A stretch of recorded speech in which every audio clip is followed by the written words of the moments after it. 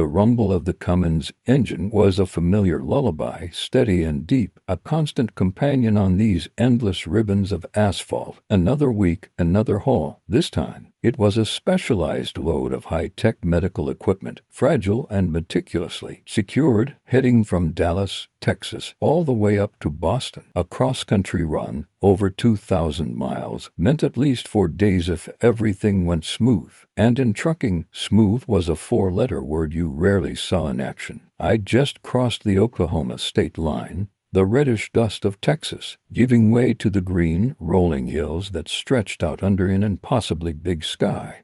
The sun, a giant fiery orb, was just starting its descent, casting long shadows from the oil derricks that dotted the landscape. It was late afternoon, maybe 5 o'clock. Radio was tuned to a classic rock station, windows down just enough to let in the fresh, warm air without blasting my eardrums. Just the usual hum of the tires, the occasional squawk on the CB, and the distant promise of a diner meal somewhere down the line. My route was straightforward. I-35 north through Oklahoma, then cutting east on I-44 towards St. Louis, picking up I-70 through Indiana and Ohio, eventually I-90 right into Massachusetts. I'd done this run, or variations of it, dozens of times. Each mile was etched into my memory. Every truck stop a familiar landmark. Every diner waitress a distant acquaintance. It was a lonely life, sure, but it was also a life of self-reliance, of watching the country unfold outside your windshield, a tapestry of towns and landscapes you'd never see otherwise. This particular run felt a little different though. Nothing I could put my finger on, just a nagging feeling, a faint static on the edge of my awareness. Maybe it was the value of the cargo, making me more cautious than usual. Or maybe it was just the sheer quiet that had settled over me after leaving the bustling Dallas metroplex, a kind of quiet that lets your mind wander, dredging up thoughts you usually keep buried under the daily grind. Thoughts of home, of Sarah and little Lily. It had been a rough patch lately, more arguments than usual, more silences. The distance, both physical and emotional, was taking its toll. I pulled into a truck stop near Ardmore, Oklahoma, a place I'd stopped at 100 times, got my usual, a greasy burger, lukewarm coffee, and a fresh logbook entry. The lot was half full, rigs of all shapes and sizes, their engines sighing as drivers shut them down for the night. As I walked back to my rig, keys jingling in my hand, I noticed a beaten-up pickup truck, older model, parked a little awkwardly near the back fence. Nothing unusual, but it had a distinct lack of company branding, just a faded paint job and some rust. As I passed it, I saw a figure hunched over the wheel, seemed to be sleeping. Standard stuff. I climbed back into my cab, fired up the engine, and started my pre-trip checks. Lights, tires, air pressure, everything looked good. I was just about to pull out when my eye caught something in my side mirror. That same pickup truck. It was pulling out too slowly, almost hesitantly, and turning to follow my exact path towards the highway entrance.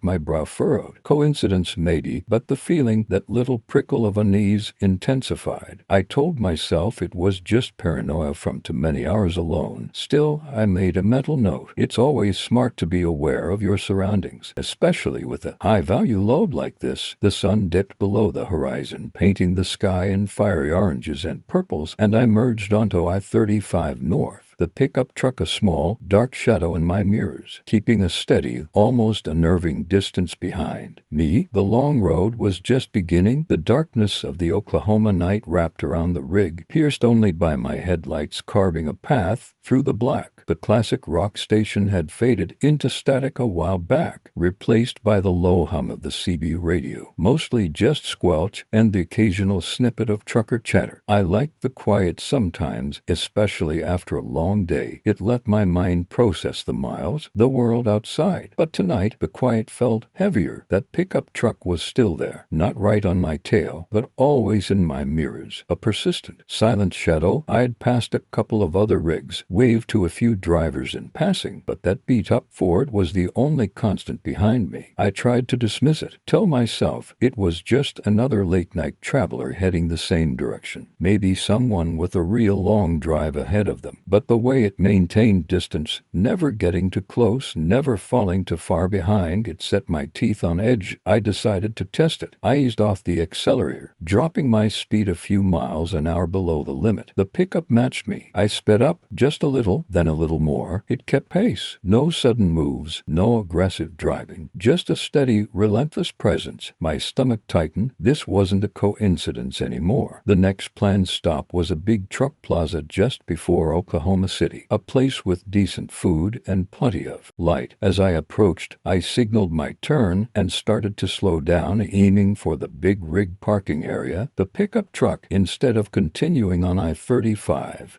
signaled to and followed me off the exit ramp. My grip on the steering wheel tightened. I pulled into the well-lit lot, finding a spot near the middle, not too isolated. I killed the engine, the sudden silence in the cab almost deafening after hours of rumble. I watched in my mirrors as the pickup truck drove past, slowly, then parked several rows over, tucked away a bit. I couldn't make out the driver in the dim light. They just sat there. My first thought was to call dispatch, tell them I had a tail. But what would I say? Some guy in a pickup is following me. They'd probably tell me to get some rest. And frankly, I didn't want to sound like I was cracking up. This was my job, my responsibility. I had to figure this out. I needed to see who was in that truck, and I needed coffee. My strategy was simple. Act normal, get out, stretch my legs, and try to get a better look. I grabbed my logbook and my phone, swung open the door, and stepped down onto the asphalt. The cool night air hit me, a welcome change from the warm cab. I scanned the lot casually, pretending to stretch, looking for the pickup. It was still there, dark and still. No one had gotten out. That was odd. Most drivers, even if they were just taking a quick break, would step out, walk around, maybe hit the restroom. This person was just sitting or watching. I started walking towards the main building, forcing myself to maintain a normal pace, resisting the urge to keep glancing back. Every muscle in my body felt coiled already. This wasn't just some road rage incident. This felt different, colder. My mind raced through possibilities. Rival company, someone tracking my valuable cargo, or worse, something personal. The thought of Sarah and Lily flashed through my mind, and a cold dread washed over me. No, it couldn't be. This was about the truck, the load. It had to be. As I reached the entrance to the truck stop, I took one last, quick look over my shoulder. The pickup was still there, and then, as if on cue, its headlights flickered once, briefly, then went dark again. A chill ran down my spine. It was a clear signal. They knew I was watching, and they weren't going anywhere. My ordinary cross-country haul had just taken an unexpected and potentially dangerous turn. The coffee in my hand was scalding hot, but I barely felt it. My mind was racing, trying to piece together what was happening. This wasn't some random tale. This was targeted. But why? The medical equipment was valuable, sure, but it wasn't gold. And I was just a driver. I found an emptied booth in the diner, the smell of frying bacon and stale coffee doing little to calm my nerves. I pulled out my phone. My first instinct was still to call dispatch, but what if this was connected to the company? What if someone inside was involved? Paranoia started to creep in, a cold, unwelcome guest. Then a thought hit me. Sarah. Maybe I should call her, just to hear her voice, ground myself. We'd been fighting, sure, but she was still my rock. I dialed her number, the digits feeling heavy under my thumb. It rang twice. Then her sleepy voice answered. Hey, she mumbled. Everything okay? It's kinda late.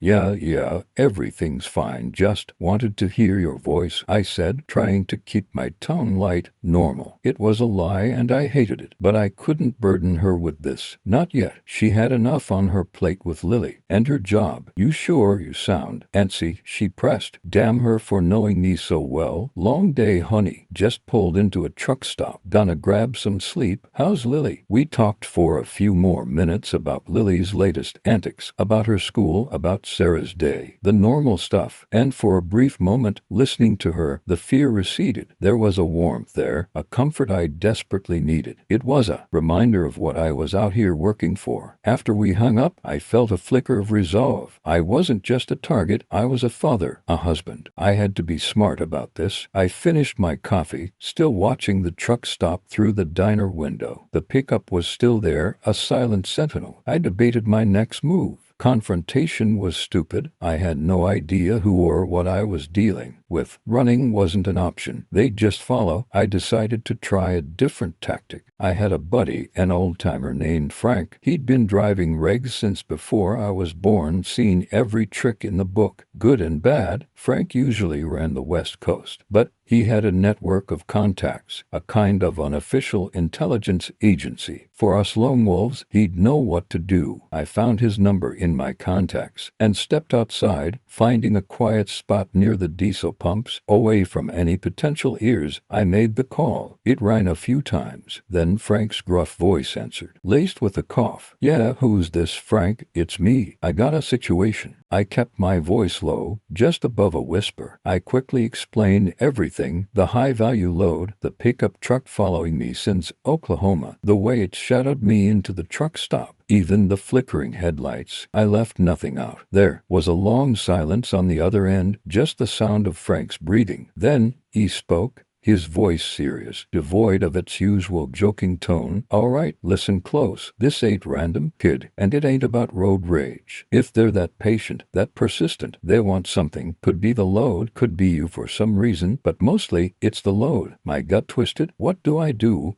You keep going. You don't deviate from your route. You don't stop anywhere. Isolated. You stay in well-lit, busy places. And you keep your eyes peeled. I'm gonna make some calls. See if anyone else has seen anything like this on your route, or if there's been any chatter about high-value medical equipment. Don't call. Dispatch it. Let me make some inquiries first. Could make things worse if it's an inside job. And stay safe, son. These aren't the kind of guys you want to tangle with. He hung up. I stood there, the phone heavy in my hand. Frank's words had confirmed my worst fears, but they'd also given me a sliver of direction. No direct confrontation. Stay en route. Keep moving. And wait. My eyes flickered back to the pickup truck. It was still there, a silent, menacing presence in the darkness. The game had truly begun. The next few hours were a blur of highway and heightened senses. Every car that passed, every set of headlights in my mirrors, triggered a jolt of adrenaline. The pickup truck was still there, a constant shadow, sometimes a bit closer, sometimes a bit further back, but always present. It was a silent agreement, a twisted dance on the open road. They knew I knew, and I knew they knew. I kept a steady speed, exactly the limit, no more, no less. I avoided unnecessary lane changes, driving with a precision born of pure vigilance. My eyes flickered constantly from the road ahead to my mirrors, then to the dashboard, then back again. My body was a coiled spring, my muscles aching with the sustained tension. The quiet hum of the engine, usually a comfort, now felt like a drumbeat counting down to something unknown. My phone vibrated. It was Frank. I answered on speaker, keeping my eyes on the road. "All right, kid." Frank's voice was gravelly, but there was a new urgency to it. "Made some calls, heard some chatter. Seems there's been a couple of other incidents lately. Similar mo, high-value cargo, usually medical, sometimes electronics. They follow for a while, then try to force a stop. Usually are on isolated stretches of highway. Late at night." My jaw tightened. Force a stop. What, like run me off the road? Could be. Or they might try to get you to pull over by flashing their lights, waving you down. Say there's something wrong with your rig. Don't fall for it. You keep moving. They get aggressive. You call 911. Don't engage. These guys are pros. They ain't playing games. Any idea who they are? I asked, my voice barely above a whisper. Nah, no names. Just whispers. Organized, efficient. They hit fast, clean up the load, and disappear. No witnesses, no fuss. They don't want trouble. Just the cargo. But they won't hesitate if you get in their way. Heard one driver got roughed up pretty bad last month. Tried to fight back. A cold knot formed in my stomach. Roughed up. The thought of Lily and Sarah flashed in my mind again. This wasn't just about a job anymore. This was about getting home in one piece. "Thanks, Frank," I said, my voice hoarse. "Keep me updated. You too, kid. Stay safe. And remember what I said? Don't stop." He hung up, leaving me alone with my thoughts and the relentless hum of the road. Frank's information confirmed it. I was being hunted. The medical equipment wasn't just valuable. It was a target for a well-organized crew. This was about to get a whole lot more dangerous. The miles ticked by, I-35 giving way to I-44 East. I passed through Tulsa, the city lights a welcome if brief distraction. But soon enough, the highway returned to its lonely, dark stretches, and that persistent shadow in my mirror remained. I started looking for signs of an ambush. Every curve in the road, every underpass, every dimly lit exit seemed like a potential trap.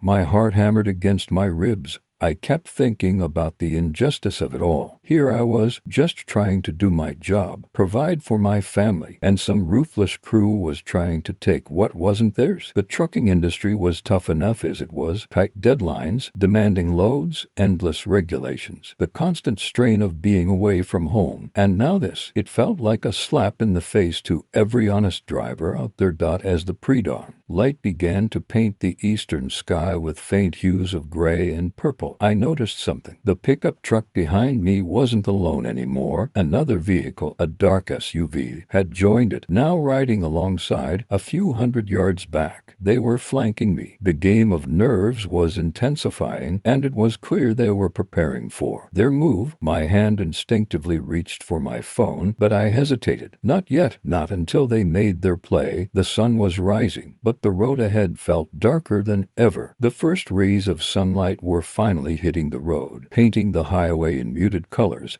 But the dawn brought no comfort. If anything, the sight of the dark SUV now riding parallel to the pickup truck, both maintaining a precise distance, amplified my dread. They weren't just following anymore, they were positioning. The game was about to shift from psychological warfare to something far more physical. I was somewhere in eastern Oklahoma, maybe 100 miles or so from the Arkansas border. The stretches of I-44 here could be pretty desolate, long sections with no exits, no rest stops, just rolling hills and the occasional farm. Perfect for an ambush. My heart hammered against my ribs, a frantic drumbeat in the otherwise quiet cab. I scanned my mirrors again. The pickup was still directly behind me, maybe a quarter mile back. The SUV, dark-tinted windows reflecting the rising sun, was holding its position a few lanes over in the left-hand lane, keeping pace with me. I couldn't make out anyone inside either vehicle, adding to the unnerving sense of anonymity. These guys were professional, just like Frank said. Tightened my grip on the steering wheel, my knuckles white. Every fiber of my being screamed to hit the brakes. Call 911, swerve, do something. But Frank's words echoed in my head. Don't stop. Don't engage. Getting out of this rig, even just pulling over, would be a death sentence. Then, the SUV made its move. It slowly, deliberately, began to drift closer, inching towards my lane. Not aggressively. Not yet. It was a subtle, almost imperceptible shift, trying to box me in. At the same time, the pickup behind me sped up slightly, closing the gap. They were trying to squeeze me. My mind raced. If they got me between them, I'd have nowhere to go. My load was fragile, and crashing wasn't an option. But neither was letting them force me off the road. I had to act, and fast. I glanced to my right.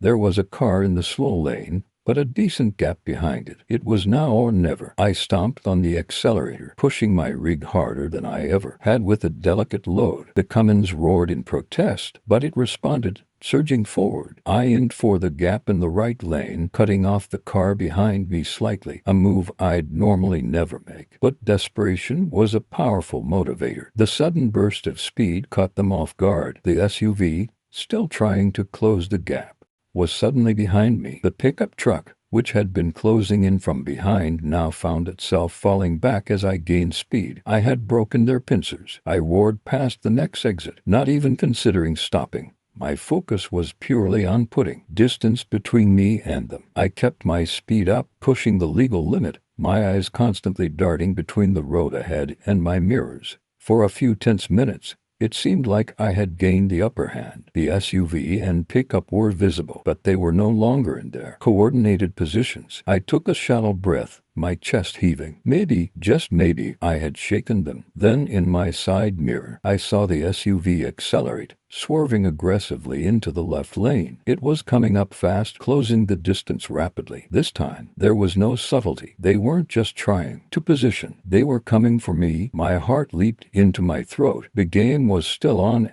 and they were playing for keeps. I gripped the wheel, knuckles white. The sunrise, once a symbol of hope, now just illuminated the coming confrontation. The roar of the SUV's engine grew louder, filling my mirrors as it rocketed up the left lane. It wasn't just catching up, it was surging past other traffic, weaving dangerously. My blood ran cold. This wasn't about trying to get me to pull over anymore. This was an attempt to take control. I kept my rig absolutely straight, my hands locked on the wheel, my eyes flicking between the road ahead and the rapidly approaching SUV. They wanted to force me to slow down, to box me in, maybe even spin me out. A pit maneuver on a semi-truck. It sounded insane, but these guys clearly weren't afraid of insane.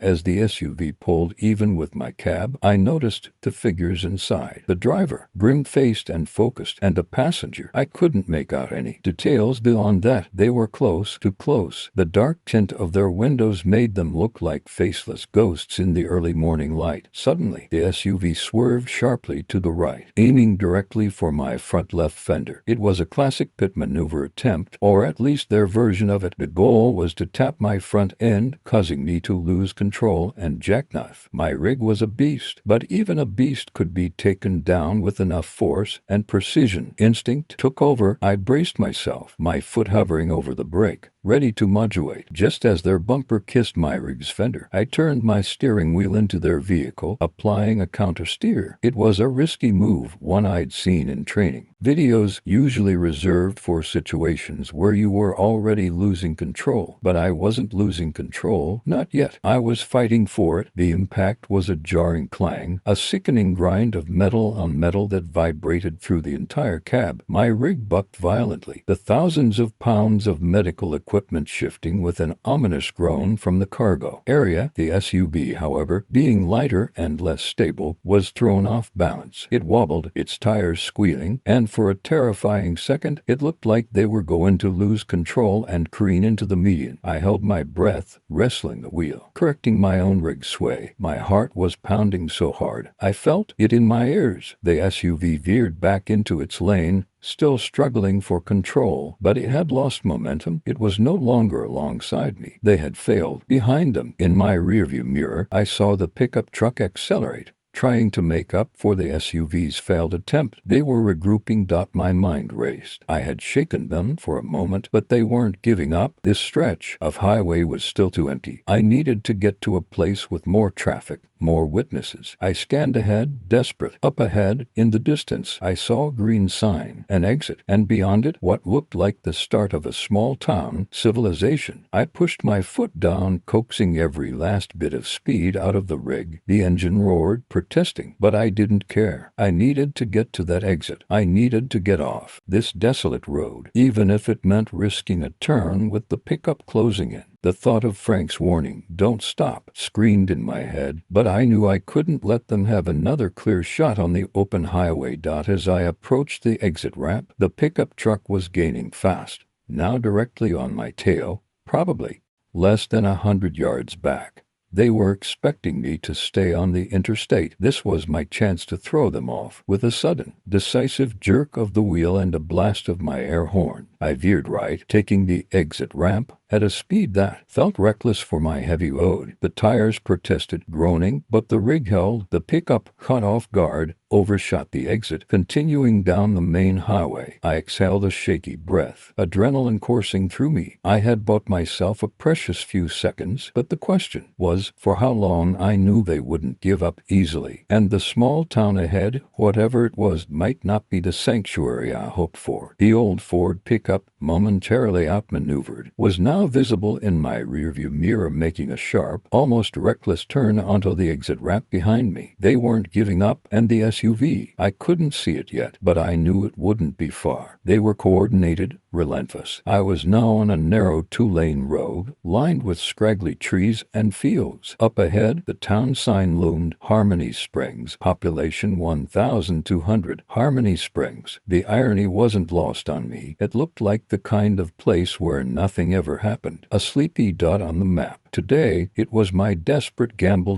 My rig, usually a symbol of power and control, felt unwieldy on this smaller road. I had to slow down, careful not to jackknife on the curves. Every turn was a test. Every bump in the road a jolt to my already frayed nerves. The medical equipment in the back shifted with every motion, its delicate nature a constant, silent reminder of the stakes. As I entered the outskirts of Harmony Springs, the scenery slowly shifted from farmland to scattered houses, then to a few small businesses, a gas station with a single pump, a weathered bait shop, a diner with faded paint. The streetlights, few and far between, cast long, distorted shadows. It was quiet, too quiet. Most folks in a town like this would be in bed by now, especially on a weeknight. I kept my eyes peeled for the pickup. I could only hope they wouldn't risk anything too brazen in a town, even a tiny one. But Frank's words about them being pros, hitting fast and clean, made me doubt that logic. They wanted this cargo, and they clearly weren't afraid of pushing the limits. Up ahead, I saw a flashing yellow light at what looked like the town's main intersection. To my left, a small, dark police station. To my right, the dimly lit general store. My heart leaped. A police station. Should I stop, slam on the brakes, blare my horn, cause a scene? The thought was tempting, a beacon of safety. But then Frank's other warning flashed in my mind. Don't call dispatch yet. Could make things worse if it's an inside job. What if these guys had local contacts? What if stopping meant trapping myself, making me an easy target for someone on their payroll? The paranoia was eating at me. I couldn't trust anyone right now, not even the small-town sheriff who might be sound asleep in his bed. I made a split-second decision. I eased my foot off the brake, then gently pressed the accelerator. I wasn't going to stop. I had to keep moving, try to shake them, or at least lead them somewhere where the odds were more in my favor.